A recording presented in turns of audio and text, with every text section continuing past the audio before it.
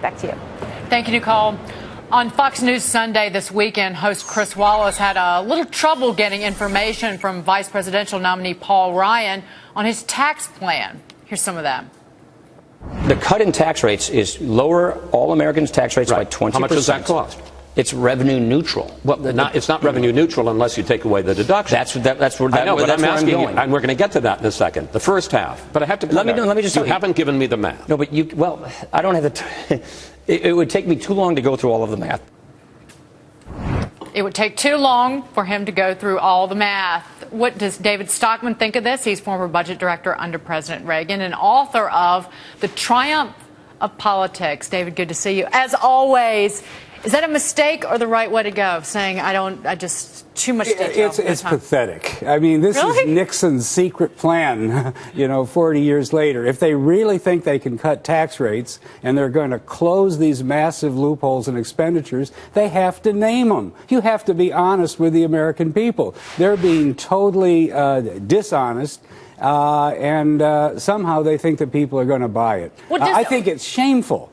Well, dishonest is a big word because, as Mitt Romney's kind of alluded to, we need to let Congress, this will be tax reform, comprehensive tax reform. What's dishonest about that? Because if you don't tell the people, the American people, exactly where you're going to get all this revenue so that you can give a tax break to everybody, then you're not really preparing the way. You're not getting a mandate so that once you're elected, you can actually do something. Are they going to get rid of the health deductions? Yes or no? It's $180 billion. Are they going to wipe out the retirement deductions, employer, IRA, and so forth? Yes or no? It's $170 billion. Are they going to wipe out home ownership preferences? $100 billion.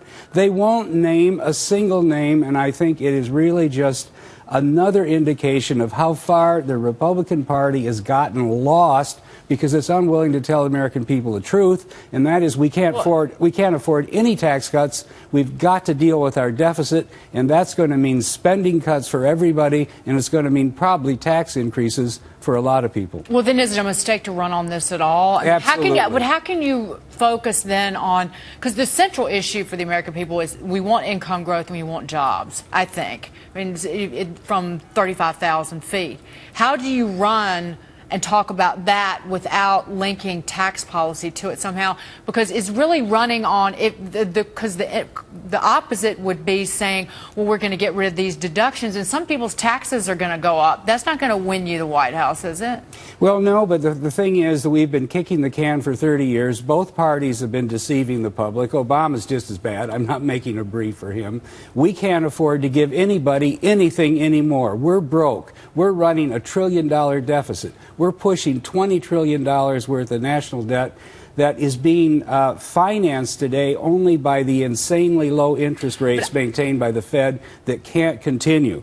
And so once we start paying a real normal interest rate on that $20 trillion, it is going to send the budget even deeper. But all of what you're saying makes perfect sense, but I've argued for years that the American people won't vote to fix that until they feel it at home. And I'm talking about runaway inflation like you saw in the 1970s, until you talk about sky-high interest rates like people saw 30-some-odd years ago. And that is not the case today. So do you think the American people, if it was laid out just like that, would vote based on that? I think they won't have a choice. In other words, when the crisis comes, we won't have a choice to say, let's wait another couple years until things get better. We're going to have to face the music like Spain is, like Italy is, like most of Europe is today. The only reason that we're not being forced to make the choice, why this election is being wasted, is the Federal Reserve, is Bernanke, is Evans, is all these lunatics who've driven the interest rate down to zero, and they're telling Congress and the presidential candidates, don't worry about the deficit because you can finance another $1 trillion for free. Today, you can borrow 5-year money for 70 basis points. I spent a lot of time in Washington. I know that 70 basis points, 0.7, is a rounding error. To them, it's free money.